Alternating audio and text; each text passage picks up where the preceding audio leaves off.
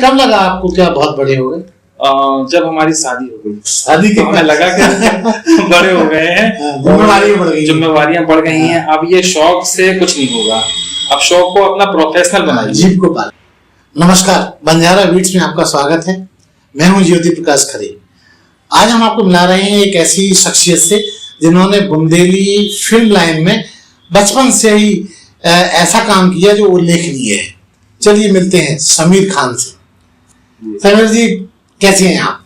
Sir बहुत बढ़िया, और आपके बंजारा बीट चैनल को सर मेरा नमन और सभी दर्शकों को मेरा नमस्कार। जी सर, जैसा कि मैंने अभी उल्लेख किया कि आप बहुत शुरुआती दौर में 15-17 साल हो गए, क्या क्या आपने शुरू किया और किस तरह से फिल्म लाइन को पकड़ा? सर मेरा बचपन से ही मेरा रुझान जो था वो फिल्म लाइन में था, और मुझे एक्टर्स के बारे में नॉलेज लेना और फिल्मी हस्तियों के बारे में जानकारी, उनके इंटरव्यू वगैरह पढ़ना मुझे बहुत अच्छा लगता था।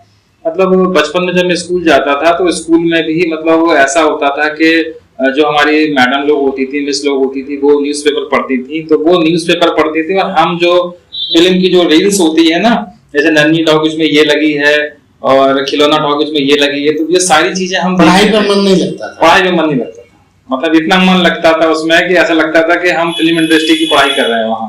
तो वहाँ मेरा रुझान ज्यादा था। तो कभी कभी तो ऐसा होता था कि फीस देती थी मम्मी कि बेटा ये फीस है, स्कूल में दे देना, तो कभी कभी वो फीस को हम जाके टॉकीज में पिक्चर दिखा देते। अच्छा। इतना मतलब हमारा उसमें रुझान था। और जब घर पे मालूम पड़ता था कि फीस नहीं आई है, यहाँ से हम लोगों के अपडेट जाती थी, तो बहुत पिटाई करती थी, पापा बहुत मारते थे कि यार इसका इतना फिल्म में इतना वो है। उस पिटाई का इतना अच्छा असर हुआ कि आप इतना आगे बढ़ गए। शायद होता है कि बड़े बुजुर्गों की जो पिटाई होती है उसमें भी आशीर्वाद होता है।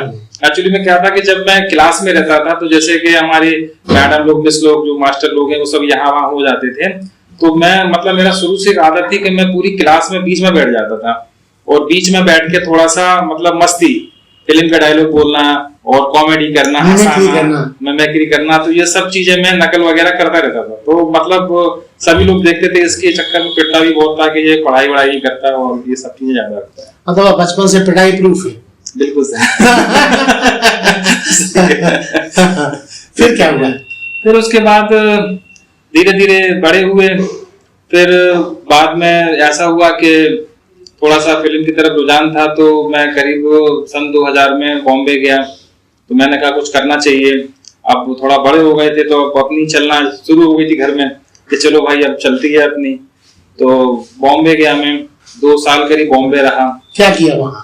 वहां पर 2 साल में मैंने पहले तो चक्कर लगाया, बहुत चक्कर लगाया, प्रोडक्शनों के चक्कर लगाए, और वहाँ शूटिंग होती थी, शूटिंग में घुस जाता था, भीड़ को चीरता हुआ और वहाँ देखता था और लोगों से अपने व्यवहार वगैरह बनाता था। कुछ फिल्मों में तो ऐसा भी हुआ कि मुझे वहां पर जूनियर आर्टिस्ट में मतलब मेरी गिनती नहीं थी, लेकिन मैं वहां पर घुस गया जबरदस्ती, और घुसने के बाद वहां पर उन्होंने मेरे काउंट भी कर लिया और मुझे पेमेंट भी दे दिया। नाम कुछ नहीं, लेकिन फिर भी ऐसा कुछ किया। फिर उसके बाद फिर धीरे धीरे थोड़ा सा समझ आया कि हाँ काम कैसे होता है, कुछ मालूम तो था नहीं, लड़कपन था बस कि हाँ काम करना है। तो धीरे धीरे जब नॉलेज हुई कि डायरेक्टर क्या होता है, एक्शन क्या होता है, कट क्या होता है, ये सारी चीजें सब धीरे धीरे मालूम पड़ी, तो फिर मैंने डायरेक्टर के पास जाके उससे काम करूंगा कि सर मैं भी काम करूंगा। कहाँ से आए हो? यूपी से आया हूँ। अच्छा, यूपी से आए हो, कहाँ रहोगे? मैंने कुछ नहीं सर, मैं तो बस रह लूंगा, आप तो मुझे काम दीजिए। तो फिर उन्होंने बोला ठीक है, अच्छा अभी हमारा प्रोडक्शन वहाँ लगा है, आप ये लो और वहाँ चले जाओ। तो उस समय एक फिल्म बन रही थी कृष्णा कॉटेज अपना सोहेल खान की।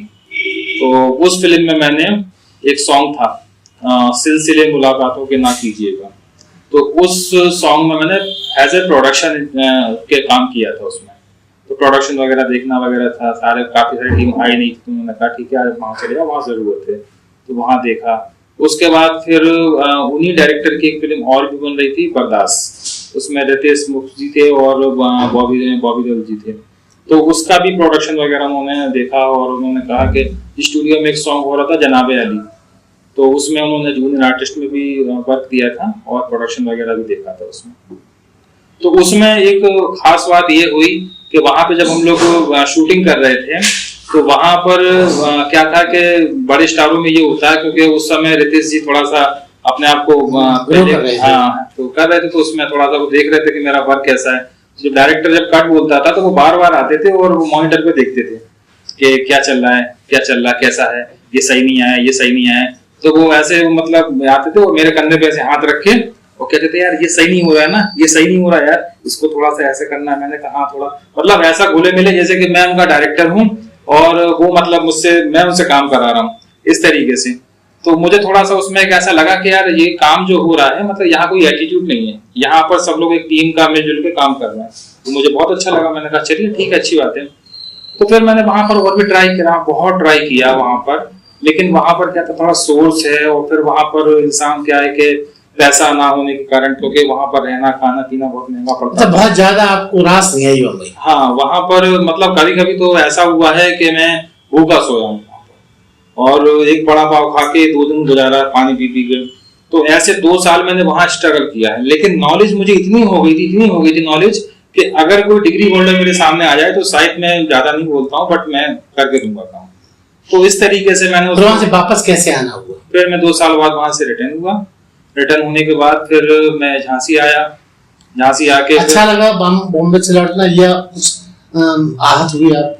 हाँ, मतलब वो ऐसा लगा था कि मतलब वो मुझे ऐसा लग रहा था कि हाँ मैं काम कर लूंगा मुझे इस बात, क्योंकि क्या है कि वो बोलते हैं कि इस लाइन में अगर जो कीड़ा, फिल्म लाइन का कीड़ा अगर एक बार आपके अंदर आ गया तो वो जाएगा नहीं, वो मरने के बाद ही समझ लो आपके साथ रहेगा। तो ऐसा मुझे वहां से फील हुआ। तो फिर मैं वहां से जब झांसी आया तो फिर मैंने वही सोचा कि क्या करना चाहिए, क्योंकि तो बॉम्बे से तो आ गया, मैंने सर्च भी कर लिया बॉम्बे कैसा है, क्या है वहाँ, क्या अहमियत है, क्या है। आजकल तो बहुत सारे चैनल वगैरह आ गए हैं। बॉम्बे से आ गए तो झांसी के लोगों की अपेक्षाएं बढ़ गई। हाँ, फिर अब ये सोचा कि अब क्या किया जाए। पहली फिल्म कौन सी बनाई आपने? पहली फिल्म एक्चुअली में मैंने जब सर्च किया देखा तो कुछ सीडीओ की दुकान पे मैं गया, तो उस समय क्या था कि सीडी का चलन बहुत चल रहा था। सीडी में जो अपनी जो लोकल की कंपनियां होती हैं वो सीडियां वगैरह 1 घंटे की बनाती हैं, कुछ बुंदेली राई वगैरह ये सब चीजें चल रहा था। तो मैंने उनको देखा, देखने के बाद मैंने कहा क्यों ना हम भी ऐसी कुछ शुरुआत करें। तो मैंने फिर हमारे कुछ दोस्त थे तो मैंने कुछ सर्कल बनाया इस लाइन का, मिला सब लोगों से जाके कि कौन है कहाँ कैसा क्या है। तो वो थोड़ा बहुत कुछ काम कर रहे थे। तो फिर मैंने कहा चलो ठीक है, अच्छा खुजली है तो मिटाना तो पड़ेगी।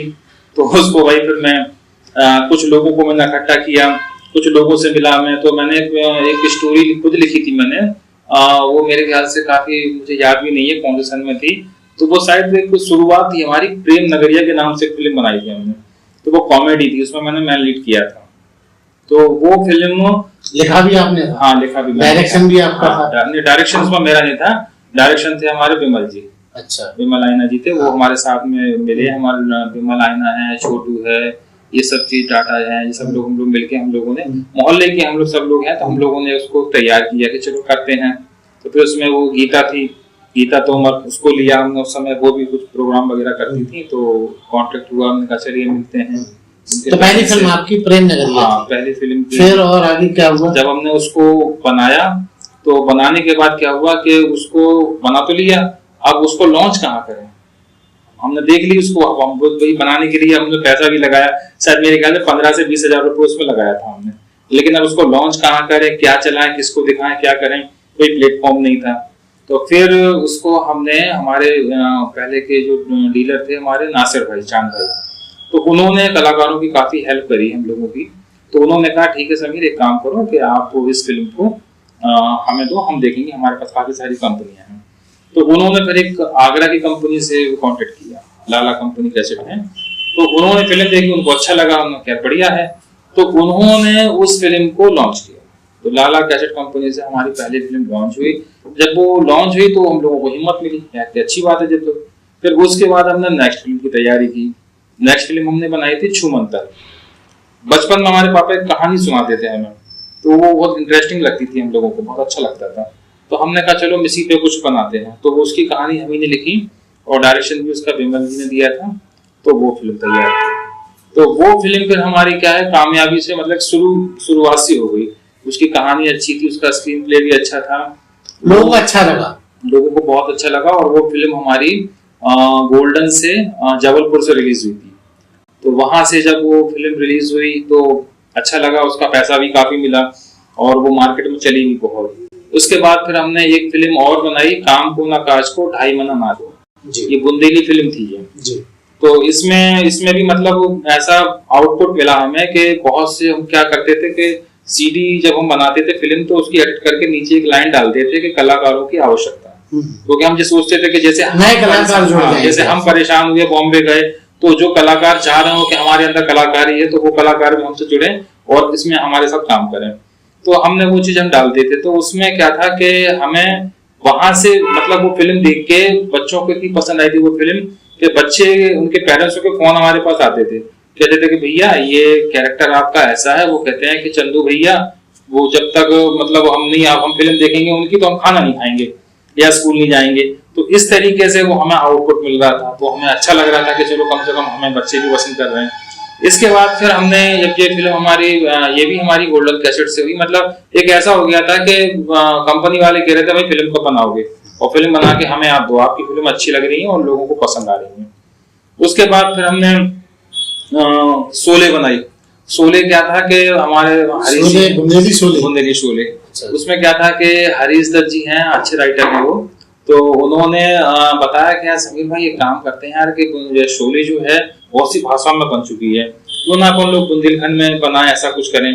तो हमने कहा अच्छा लगेगा क्योंकि इसमें कॉमेडी हमें डालने की जरूरत नहीं है, भाषा ही हमारी, जब हम उसको उस तरीके से बोलेंगे, हिंदी को कन्वर्ट करेंगे तो लोग उसमें इंटरेस्ट आएंगे, मजा भी आएगा।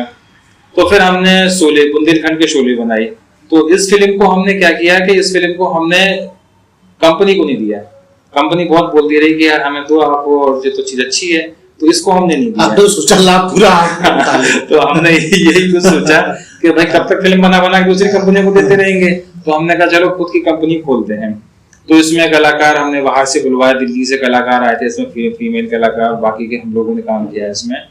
तो ये फिल्म सर आप विश्वास ही मानोगे, इसने मतलब ऐसे कमाई करी, मतलब कि एक ऐसा लगा कि हाँ बाकी में फिल्म लाइन में बहुत पैसा होता है।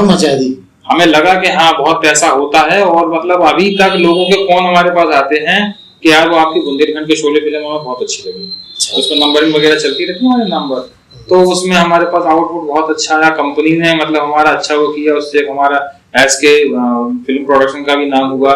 और उससे फिर हमें क्या हुआ कि काफी जैसे प्रोग्राम वगैरह होते हैं और फिल्म के प्रोडक्शन वगैरह होते हैं वो हमें बहुत मिले, और मैं उससे शोले फिल्म से बहुत फायदा हुआ जी। उसके बाद क्या किया आपने? उसके बाद फिर हमने एक फिल्म और बनाई। एक्चुअली में क्या था कि शोले फिल्म से हमें इतना कुछ मिल गया था कि हमारे पास फाइनेंसर, कलाकार, फीमेल आर्टिस्ट, बहुत से लोग हमसे जुड़े और वो कह रहे हैं कि मतलब आप समीर जी काम कर रहे हैं तो हम आपके साथ जुड़ना चाहते हैं। तो हमने सबका डिस्ट्रीब्यूशन किया, कुछ पैसा हमने भी लगाया, कुछ लोगों का भी रहा। तो फिर हमने उस फिल्म में लीड मतलब रोल वगैरह नहीं किया उसमें, फिर हमने उसको एज ए डायरेक्शन पे काम किया। तो इसमें हमने फिल्म बनाई थी चार जंगली, लगभग बहुत पुरानी फिल्म हो गई है, लेकिन अभी उसको हमने एक चैनल पे भी लॉन्च किया है जी। अभी कुछ दिनों में 30 या 1 तारीख तक मेरे ख्याल से MX प्लेयर पे भी आ जाएगी।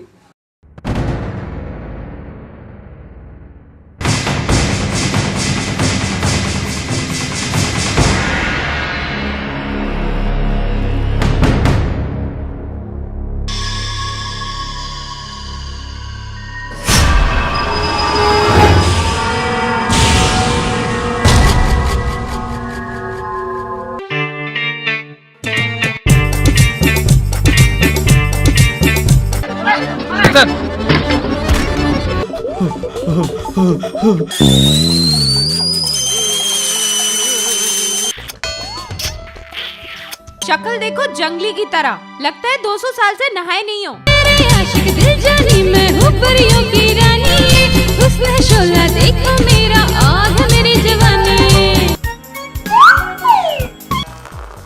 काली चाय, लगता है दूध डालना भूल गया। हो बधाई, हो बधाई, हो बधाई। आपका क्या मतलब है कि हम अपनी बहन का खून करेंगे? मामा जी, हो सकता है कातिल आप हो।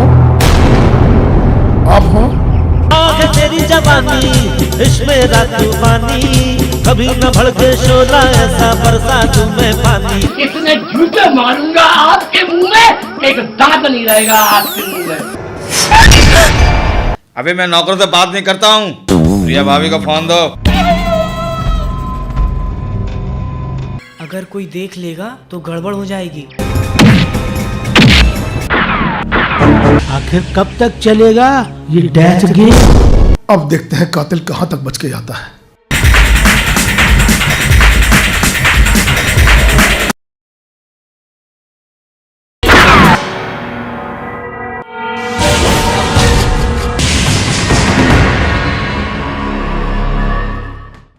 वो फिल्म क्या हुआ कि हमने जब बनाई थी तो उसमें हमने पर्दे के लेवल की फिल्म बनाई थी। वो 70 mm पे फिल्म बना रहे थे तो हमने कहा 35 mm पे तो उसको लॉन्च करेंगे ही।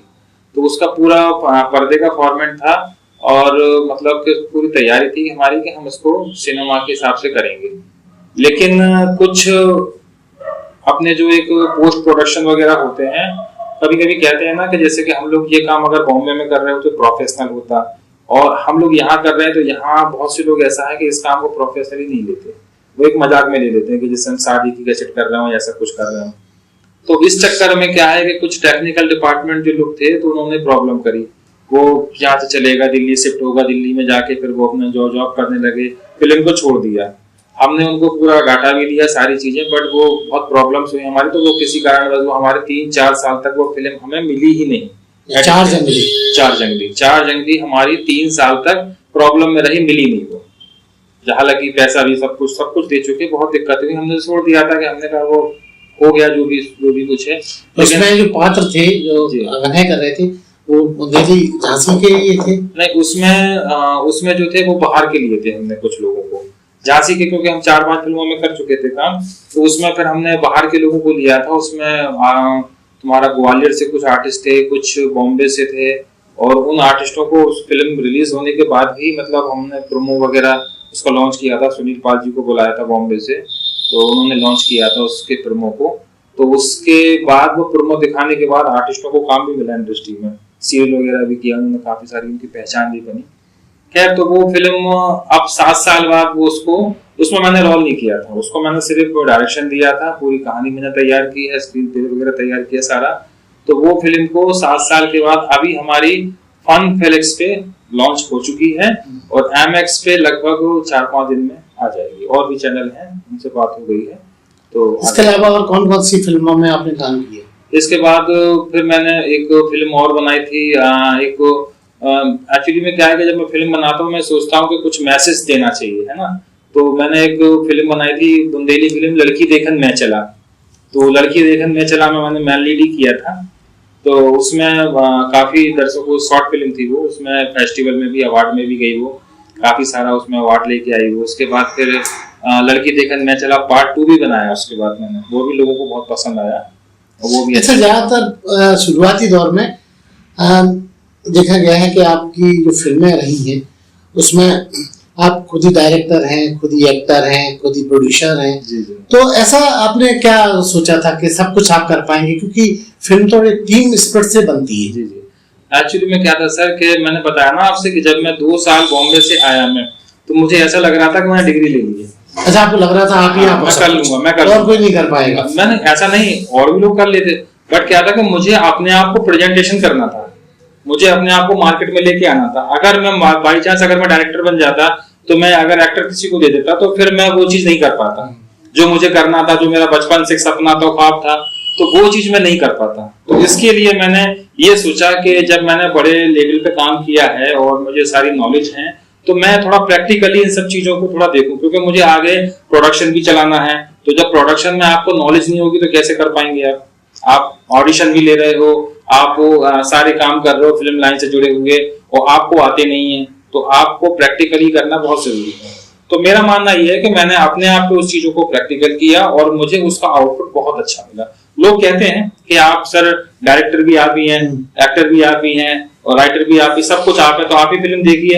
ऐसा भी बोलते हैं? तो आप ही फिल्म देखिए, क्योंकि मैं कंपनियों के पास गया तो कंपनियां बोलेंगे भाई सब कुछ आप है, तो आप ही भाई देखिए फिल्म। तो मैंने कहा ठीक है सर। तो जब वो फिल्म उन्होंने देखी तो उन्हें लगी यार अच्छी है, यार बढ़िया है, तो उन्होंने लॉन्च किया। तो मतलब ऐसा नहीं फिर है। आप इवेंट्स वाले फील्ड में कैसे आ गए? सर ऐसा हुआ कि फिल्में रोज बनती नहीं है। अब ये सोचा, बहुत बड़े हो गए थे, शादी भी हो गई थी, ये सोचा कि अब अच्छा, कब लगा आपको क्या बहुत बड़े हो गए? जब हमारी शादी हो गई, शादी तो हमें लगा कि बड़े हो गए हैं, जिम्मेवारियां बढ़ गई, जिम्मेवारियां बढ़ गई हैं। अब ये शौक से कुछ नहीं होगा, अब शौक को अपना प्रोफेशनल बनाइए, जीव को पालते। बिल्कुल।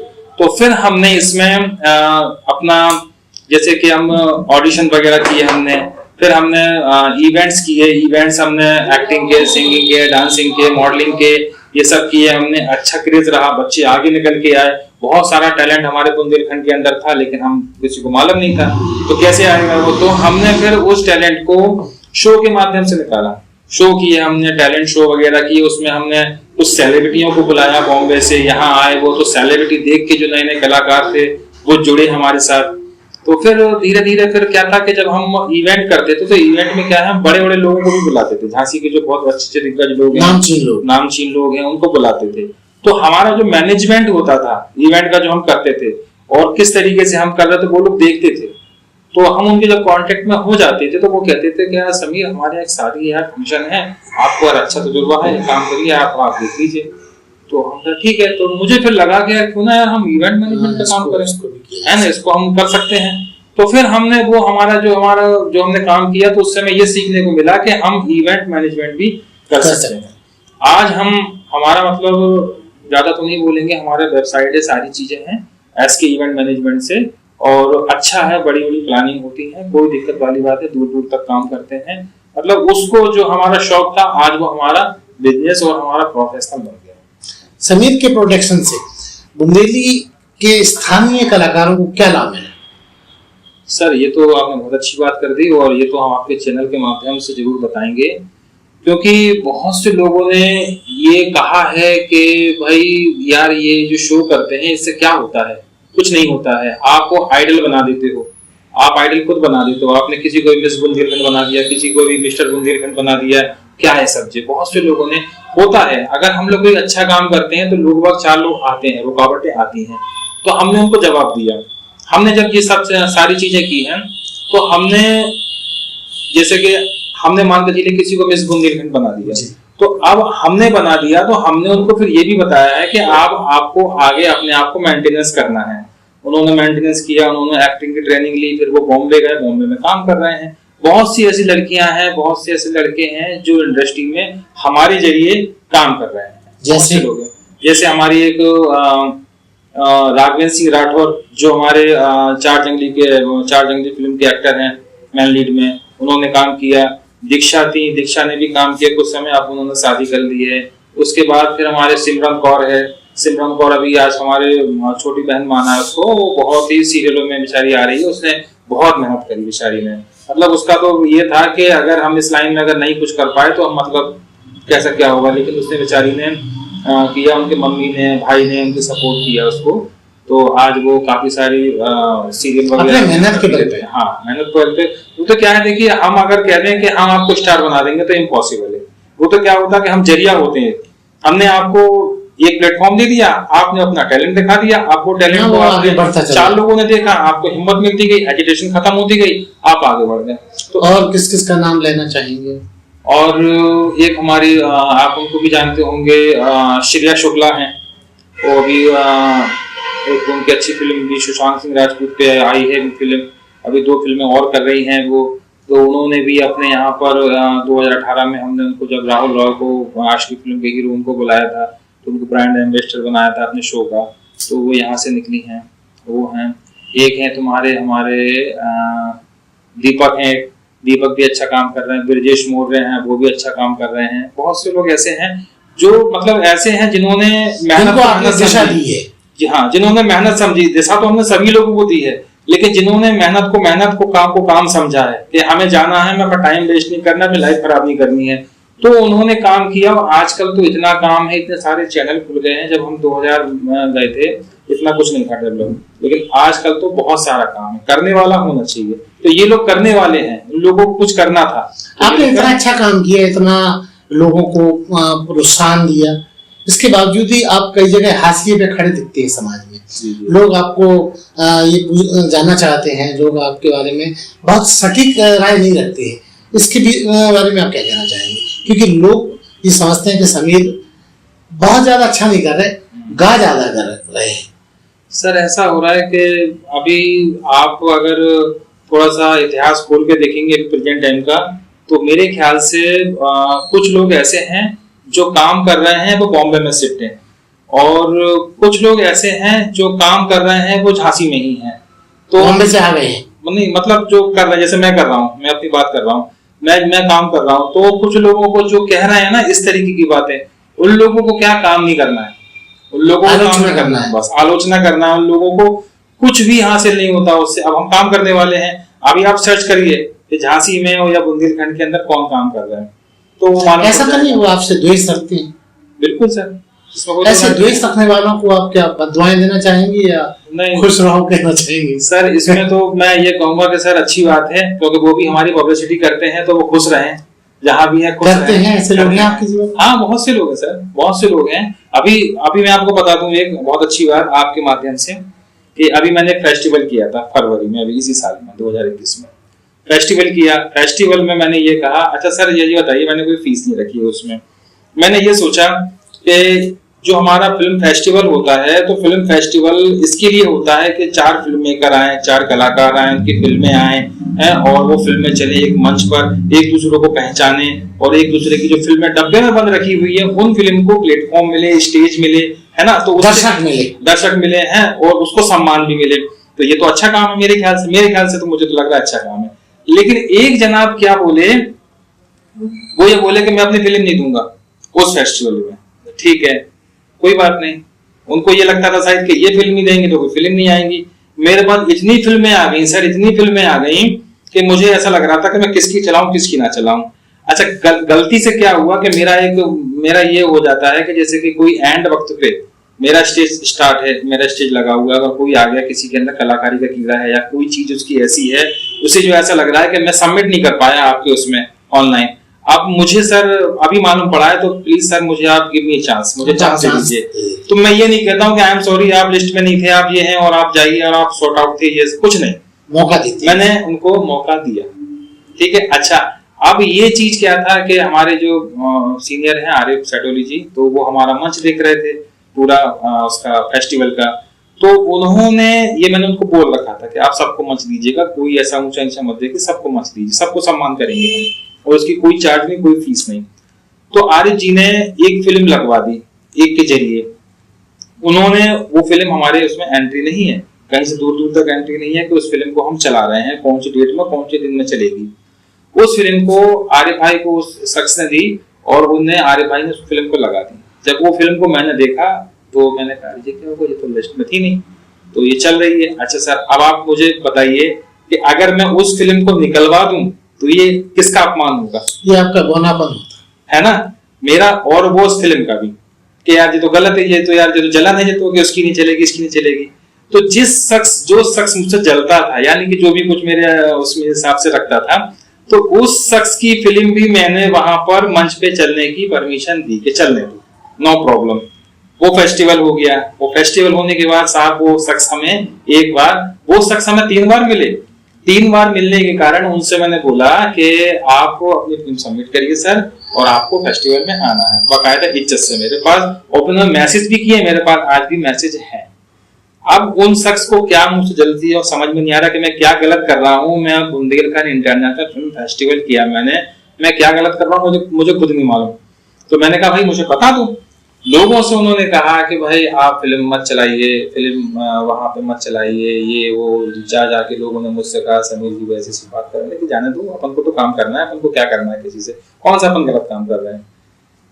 वो शख्स मुझे लगभग अभी करीब 10-15 दिन पहले मीटिंग में मिल गए, तो मुझसे कहते हैं कि समीर जी आपने हमारी फिल्म चलाई है, हम आप पे केस कर देंगे। हमसे कह रहे हैं कि हम आप पे केस कर देंगे। तो हमने ये बोला कि सर हमारी गलती हो गई क्या, हमने आपकी फिल्म को सम्मान दिया, स्टेज दिया, दर्शक दिए, सारी चीजें, हमसे क्या गलती होगी? कह रहे आप हमसे बगैर पूछे नहीं चला सकते। तो हमने कहा सर हमने आपकी फिल्म नहीं चलाई है, जो आपकी फिल्म लेके आया है आप उस पर केस करिए, आपकी फिल्म पहले दूसरे के पास पहुंची कैसे। तो चलो खैर ये तो मैं बता रहा हूँ आपको, फिल्म लाइन का बहुत मैं बता रहा हूँ आपको, जी जी तो मैं उस सबका नाम नहीं दूंगा क्योंकि वो क्या फायदा, अच्छा ही लगता है, तो दया कर दें। हाँ दया कर देते हैं, ठीक है सर। समीर भाई ये सर होता रहता है। आपने जो बताया ना मुझसे एक सवाल किया तो उसका मैंने जवाब दिया आपको कि हम इतना काम करने के बाद भी लोग बाग हमें गलत क्यों कहते हैं। तो अब आप सोच लीजिए कि ये अच्छा हमने काम किया और लोगों ने हमें गलत FIR का धमकी दी। नहीं ठीक है, वो तो जब आपको ऐसा कुछ होगा तो आपको और लोग जानने लगेंगे। जी जी जी। समीर भाई जैसा कि आपने बताया कि आपने बहुत सारे लोगों को मौका दिया, झांसी में BFA शुरू हुआ था, जी जी। जिससे हम लोगों को बड़ी उम्मीद थी कि अब बुंदेली फिल्म लाइन में एक नया संचार पैदा होगा। जी जी। उसमें आप भी जुड़े हुए थे। जी जी। क्या वजह है कि वो बंद हो गया या रुक गया? सर बुंदेलखंड फिल्म एसोसिएशन जिस समय हम लोगों ने इसकी नींव रखी थी उस समय मैं एक फेस्टिवल कर रहा था, तो वो फेस्टिवल भी मैंने कि हमारे बुंदेलखंड के जो कलाकार हैं वो सब जुड़ रहे हैं, एक एसोसिएशन बन रहा है, बहुत अच्छा होगा, आगे कलाकार तरक्की करेंगे, एक इंडस्ट्री बनेगा, तो वो फेस्टिवल मैंने BFA को दे दिया। तो अब उसमें मैंने सारा काम भी किया, सब कुछ था, बट क्या था कि जो बोलते ना कि करीब हमारे 150-200 लोग करीब थे इसमें बुंदेलखंड फिल्म एसोसिएशन में, लेकिन आज मेरे ख्याल से 50 से 60 लोग बचे हुए हैं। क्या वजह है वो सब कुछ बिखर गया?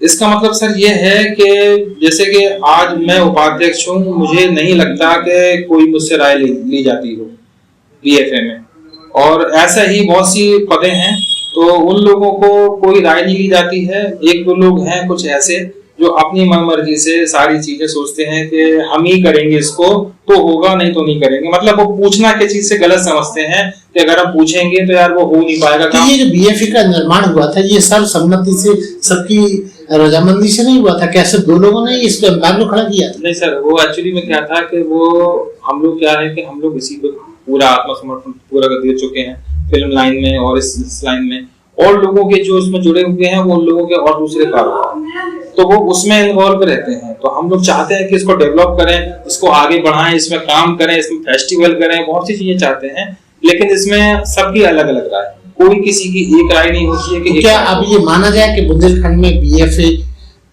से अब कोई उम्मीद नहीं की जा सकती, खत्म है BFA?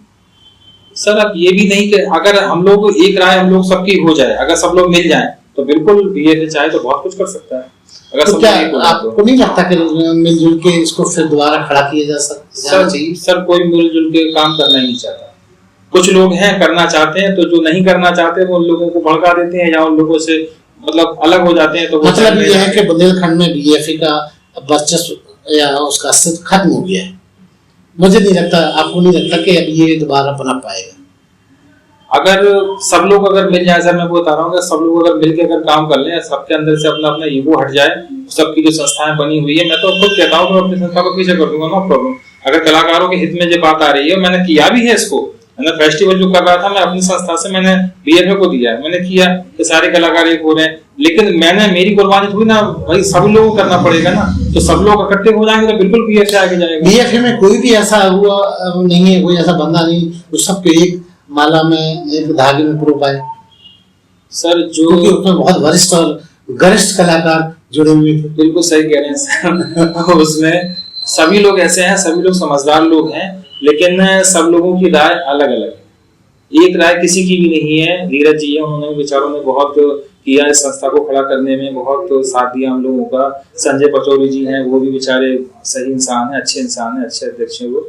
बट क्या है कि जो राय है ना, वो राय सब लोगों की अलग अलग रहती है। अगर हम अभी कह रहे हैं कि एक मीटिंग है और इस मीटिंग में ये करना है, तो वो बात नहीं मानेंगे, वो कहेंगे कि नहीं ये बात हमें माननी नहीं है, ये बात हमें करनी है, तो वो कैसे चलेगा काम। अब जैसे हमें कुछ एक्सपीरियंस है तो हम आपसे बोल रहे हैं, तो उस बात को आप लेके चलो ना। अब किसी से हमें जाना है, किसी की सदस्यता लेनी है या कोई काम है, कोई वर्क है, तो आपकी जो एक टीम बनी हुई है 11 लोगों की। मतलब ये माना जाए कि सब लोग चाहते हैं कि दूल्हा हम बने, घोड़ी कुर्सी भी ऐसा नहीं सर, ऐसा मतलब दूल्हे तो सभी बनना चाहते हैं, सही बात है आपकी, दूल्हा सब बनना चाहते हैं, लेकिन सर हम ऐसा है कि हम ये सोचते हैं कि दूल्हा सब बने, बट क्या है कि सबकी सहमति से बने तो अच्छा है ना। अभी वो अलग अलग भागते हैं अपनी अपनी घोड़ी लेके, तो वो गलत है, वो गलत होता है। जैसे बुंदेलखंड के लोगों को, बुंदेलखंडी कल्चर को नुकसान हो रहा है। कुछ लोग तो सर ऐसे हैं, मैं आपको बता दूं कि हमने ये सोचा था कि जो है फिल्म एसोसिएशन बनेगा तो इसमें से हम जो काम करने वाले लोग हैं उनको हम छांटेंगे, उन लोगों को आगे लेके आएंगे ताकि वो डेवलप करेंगे। लेकिन कुछ लोग उसी संस्था में ऐसे लोग हैं कि वो हमारी बुंदेलखंड की जो इंडस्ट्री है उस लाइन पे धब्बा है, वो चाहते नहीं है कि ये कलाकार आगे बढ़े, जबकि वो खुद कलाकार हैं। वो खुद कलाकार हैं, वो खुद सारी चीजें करते हैं, लेकिन वो सोचते हैं कि आप तो मेरे आगे आओ, सर झुकाओ, बस मैं सीनियर हूँ, मेरे सामने आओ, सर झुकाओ। तो मैं सोचता हूँ सर काम सीनियर होता है, काम जो कर रहा है बस वही सही है, बस इतनी सी कहानी। समीर के आने वाले कल में क्या प्रोजेक्ट्स हैं, क्या क्या नया करना चाहते हैं? सर अभी तो 2-3 प्रोजेक्ट हैं। अभी एक शॉर्ट फिल्म भी पड़ी हुई है, डॉक्यूमेंट्री फिल्म वो बनी है, और अभी प्रेजेंट टाइम में अभी एक हमारा बहुत अच्छा एक चीज आ रही है, वो हम आपको प्रोमो देंगे तो आप दर्शकों को दिखाइएगा। एक बुंदेलखंड कॉटेज के नाम से एक हॉरर वेब सीरीज है। जो हमारे इलाके में काहुरा और इसके बाद एक लोगों की मौत हुई, हमारी पुलिस बहुत जल्दी गोली को पकड़ लेगी। आपके कॉलेज में एक के बाद हत्याएं हो रही हैं, इसका जिम्मेदार कौन है? कौन है वो हत्यारा?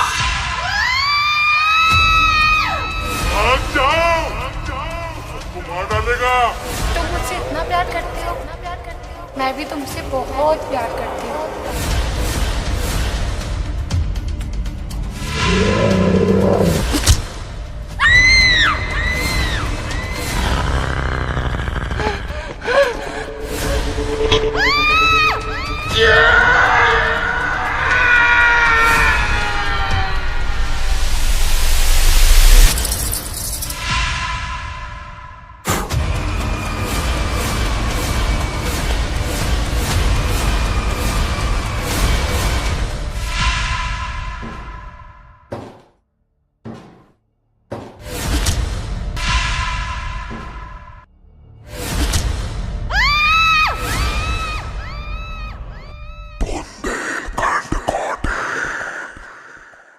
तो उसके लिए हमने बहुत मेहनत करी है और हमारे कलाकारों ने भी बहुत मेहनत की है। इसमें हमारे बुंदेलखंड के भी कलाकार हैं, कुछ बाहर के भी कलाकार हैं, और हमारे बहुत से लोगों ने इसमें सहयोग भी दिया है और अच्छा रिजल्ट है इसका। इसको हम वेब सीरीज बना रहे हैं, इसके भी हमने 6 से 7 एपिसोड बनाए हैं। तो मेरे ख्याल से भी इस पर काम चल रहा है, हमारे म्यूजिक डायरेक्टर वगैरह काम कर रहे हैं उस पर, और पोस्ट प्रोडक्शन जैसे खत्म होता है तो उसके बाद हमारी फिल्म उसको लॉन्च करनी है। वो बड़े चैनल के लिए वो फाइनल है। समीर ने जैसे कि शुरू में बताया कि पढ़ने में मन नहीं लगता था, फिर आपकी अंततः एजुकेशन क्या रही फिर? Sir inter. लेकिन काम तो आपने ग्रेजुएशन वाले की। सर वही मैं बोल रहा हूँ ना कि क्या है कि जो हिम्मत होती है ना, तो वो हिम्मत को थोड़ा सा डट के चलना चाहिए। आज विश्वास करेंगे आप कि मेरे पास सब इवेंट वाले आते हैं, ओरछा में बहुत दूर से लोग आते हैं, क्योंकि ओरछा एक ऐसा शहर है, राम राजा की नगरी है। तो लोग बाग अपने आप को जो सोचते हैं कि यार हमारे यहाँ बेटे की शादी हो या हमारी शादी वहाँ हो, तो अपने आप को एक खुद नसीब मानते हैं। तो वहां पर जो भी आते हैं अच्छे प्रोफेशनल लोग, अच्छे ग्रेजुएशन मतलब बहुत अच्छे ग्रेजुएट लोग आते हैं वहां पर। तो उन लोगों से हमारी मीटिंग होती है, जब हमारी उन लोगों से मीटिंग होती है सर, तो उन लोगों को डील कर लेते हैं। तो अब मैं तो ये जानता हूँ सर कि मैं पढ़ाई करता हूँ शायद नहीं कर पाता, लेकिन मुझे एक्सपीरियंस जो है लोगों से एक मीटिंग करने का, बात करने का, उन लोगों को कैसे किस तरीके से किया जाए। तो वो 2 साल सर मैं बॉम्बे में रहा हूँ, तो मुझे मालूम है अच्छा क्या है बुरा क्या है। बॉम्बे ने आपको भरपूर समीर बना के भेजा, सिखा दिया। भूखा रहते हैं, स्ट्रगल करते हैं, कैसे करते हैं। आज मुझे एक एक दाने का एहसास है सर। अगर मुझे सामने मुझे अगर दाना दिख जाता जमीन पर तो उसको उठा के मैं तरह करता हूँ। अच्छा समीर भाई, एक बात और महत्वपूर्ण कि आपने इतना सब कुछ किया, कोई मलाल आपके दिमाग में, आपके दिल में अंदर है जो आपको साल था हो कि यार ये नहीं कर पाए? सर ये तो अभी मुझे अभी तो मैं तो ये चाहूंगा कि सर मैं अभी बहुत से लोग सोचते हैं कि समीर भाई आप में एटीट्यूड आ गया है और आप मैं कुछ नहीं मानता हूँ। मैं तो ये सोचता हूँ कि मैं सीख रहा हूँ अभी। और अभी सर वो कहते हैं एटीट्यूड आ गया। हाँ, तो क्या आया है आप में? नहीं सर, मैं तो आपसे बात कर रहा हूँ, मुझे तो बिल्कुल नहीं आया सर। ये कैसे लोग पता लगा लेते मुझे समझ नहीं। वो ऐसे सर कि मैंने बताया ना कि काम का ईगो रहता है कि आप काम कर रहे हो इतने सारे और आप बात नहीं कर रहे हो। जो दोस्त हमारे हैं वो मिलते हैं हमसे, या समीर भाई आप ये हो गए वो हो गए। बहुत से लोग हमारे मिसाल भी देते हैं कि हमारे समीर भाई हैं, पहले क्या थे, हम लोगों ने काम किया, आप देखो वो ऐसा वैसा। आपको अंदर से बिल्कुल नहीं लगता? नहीं, तो हमें अच्छा लगता है कि वो लोग कहते हैं अच्छा लगता है, लेकिन हमें एटीट्यूड नहीं है, बल्कि हम ये कहते हैं कि हमने अभी जो भी कुछ सीखा तो हम सीख रहे हैं और आगे भी हम जो भी जितना हो सकेगा हम सीखते रहेंगे। तो अभी हमें ऐसा कुछ नहीं है कि हम ये लेवल पे हैं वो लेवल पे, अभी हमें बहुत कुछ करना है अभी। समीर भाई, बुंदेलखंड के मतलब फिल्म लाइन में महिला पात्रों की, महिला नायिकाओं की बहुत कमी देखी जाती है। क्या लगता है आपको बुंदेलखंड में महिला कलाकारों में कमी का वजह आपको क्या लगता है? क्योंकि आपके पास तो बहुत सारे कलाकार जुड़े हैं, उनको या तो कैरियर नहीं मिलता या फिर उनको यहाँ का माहौल नहीं ठीक लगता। इसमें सर आपने ये अच्छा क्वेश्चन किया। एक्चुअली में क्या था कि ये शुरू में हमारे साथ बहुत प्रॉब्लम होती थी। जब हम फिल्म बनाते थे तो फीमेल आर्टिस्ट मिलना बहुत मुश्किल पड़ता था, और अगर मिल भी जाता था कोई तो उनके पेरेंट्स उनको परमिशन नहीं देते थे। तो इसके लिए हमने यही सोचा कि हमें शो करना चाहिए। उसके लिए तभी हमने ये शो स्टार्ट किए थे, जो हमने मंच बनाया अलग से, फिर हमने सेलिब्रिटियों को बुलाया, फैशन शो किए। फैशन शो में क्या होता है कि जो लड़कियां आती हैं तो वो अपने आप को माइंड डेवलप करके आती हैं, जब हमें ये करना ही है, हमें लोगों के सामने जाना ही है। तो वो क्या है कि जब वो आती है तो फिर खुल जाती है, उनका हेजिटेशन जो है वो खुल जाता है। उसके बाद फिर वो तैयारी करती हैं कि हाँ हमें आगे कुछ करना है। तो उनके पेरेंट्स क्या है, जब हजारों की पब्लिक देखते हैं और उनको तालियां बजाते हुए उनको सपोर्ट करते हैं, सब लोग उनका प्रेजेंटेशन देखते हैं, तो उन्हें लगता है कि हाँ हमारा बेटा, हमारी बच्ची कुछ कर सकती है। तो उस पे फिर वो बच्चे, उनमें हिम्मत आती है। तो वो बच्चे हम लोग कास्टिंग भी करते हैं फिल्मों में, बड़ी बड़ी फिल्मों में कास्टिंग भी करवाई। यहाँ के जो भी हमारे विनर होते हैं या जो नहीं भी विनर हैं, तो उनको हिसाब से, उनके कैटेगरी के हिसाब से उनको कास्टिंग। मतलब मानते हैं कि इस लाइन में बेटियों के लिए भी कैरियर मिलता है? हाँ बिल्कुल है, कैरियर है। देखिए हम सही है तो सब सही है, और मेरे ख्याल से इस लाइन में ऐसा है कि मैंने बहुत सर्च किया तो लोग बाग डॉक्टर की पढ़ाई करते हैं, यानी कहाँ जाते हैं, क्या क्या करते हैं, और पढ़ाई करने के बाद भी बैठे हुए एक छोटी सी क्लिनिक खोल के। लेकिन अगर इस लाइन में अगर आपने सच्चे दिल से मेहनत कर ली तो आप पैसा तो छुटा नहीं पाएंगे। आपको नाम, फेम, सारी चीजें इस लाइन में है। आप अच्छे से इज्जत से काम करिए, और ऐसा नहीं है आपका अगर टैलेंट है आपके अंदर तो आपके टैलेंट की कदर है। ऑडिशन होते हैं, बड़ी बड़ी फिल्मों में लेते हैं, अच्छे तरीके से लेते हैं। समीर भाई का एक सवाल है, मेरा चटपटा सवाल है, अगले जन्म में क्या वापस समीर डायरेक्टर, प्रोड्यूसर, राइटर ये सब बन के ही आना चाहेंगे या कुछ और नए पद लेके आएंगे? सर ये आपने अच्छा पूछा। मैं तो यही चाहूंगा सर कि मुझे दूसरे जन्म में भी यही सारी चीजें मिले, ऐसे डायरेक्टर बने, सब कुछ आप करें फिल्म लाइन में, सारी चीजें करूं मैं। तो बाकी लोग क्या करेंगे? बाकी लोग भी आएंगे सर, मैं अकेला थोड़ी ना हूँ संसार में, बाकी लोग भी आएंगे। अगर बाकी लोगों का काम अगर मैं अकेला भी करूंगा तो लोगों को एक हौसला मिलेगा उससे कि यार एक इंसान ऑलराउंडर इतने काम कर रहा है तो वो भी काम करे। क्योंकि क्या है, ये टेक्निकल प्रॉब्लम हमारे साथ हो जाती है। जैसे कि अभी आपके कैमरामैन है, तो हमने कभी कभी ऐसे भी, जैसे शोले फिल्म में हमने क्या किया, एक्टर भी हम ही थे, कैमरामैन भी हम ही थे। आप सोचिए कैमरामैन कितनी बड़ी बात है, और डायरेक्टर भी हम ही थे। तो हम ही एंगल देखते थे, क्योंकि क्या है कि बजट नहीं है, इतना पैसे चाहिए, लोगों को बुलाना है, और फिर वो नखरे यार आज नहीं आ पाएंगे, कल आएंगे, और फिर हमें 2-4 बजे जाना है, फिर ये फिर वो। और हम लोगों को क्या है कि बहुत प्रॉब्लम होती थी। तो हमें अपने आप को ऐसा बनाना था कि इस फिल्म को जो हमने उठाया है तो उसको कंप्लीट करना है।